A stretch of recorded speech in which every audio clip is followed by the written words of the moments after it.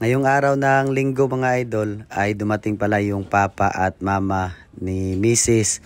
at kapatid niya at yung apo nila mga idol. Galing pala sila sa Naga, Zamboanga, Sibugay. Kasi nga birthday ni mama, ika 60 years old niya mga idol ngayong September 8. Kaya dito muna sila sa amin pumunta kasi nga maliligo kami bukas mga idol. At ayan, bumili ako agad ng karne ng manok, 3/4 po mga idol.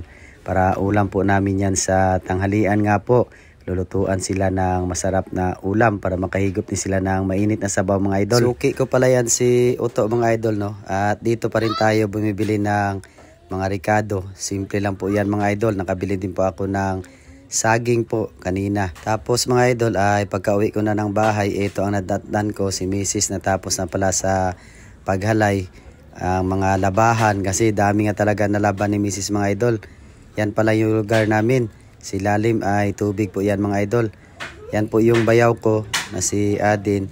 Siya po yung magluto mga idol. At tayo na lang po yung magtimpla sa lasa mga idol. Mamaya pagka kumulo na po yan ang karne ng manok. At ngayon mga idol ay hindi mawala talaga sa atin yung pag-shoutout sa mga mahal at solid nating followers at supporters po mga idol. Shoutout pala sa Toribio family at Alabata family. Greetings from Jeff mga idol. At kay Ma'am Lynn Kanoy Atan from Riyadh, Saudi Arabia mga idol. At kay Ma'am Katlia Megan Marie from Upper Calarian, Zamboanga City. At kay Nards Ali from Hulusulu. At kay Shen Monterdi from Tugbungan. At kay alias Ninong from Cotabato mga idol. At kay Neil Calipre. Yan, shout out po sa inyong lahat mga idol. Laging mag-ingat. God bless po. Thank you Lord. Yan, kain po tayong lahat mga idol. Sa bayan niyo po kami sa aming pananghalian ngayong araw na ito. Bali sila mama pala mga idol at si papa. Meron din pala silang importante na pinuntahan rin po dito sa Zamboanga. Kasi nga yung pag-process nila sa kanilang SS at saka pag-ibig po. Kasi nga nag-retire na po yung papa ni Mrs. sa pag-sikyo po mga idol. Kasi nga 60 years old na din po si papa. Kaka-birthday niya lang po mga idol noong July 30.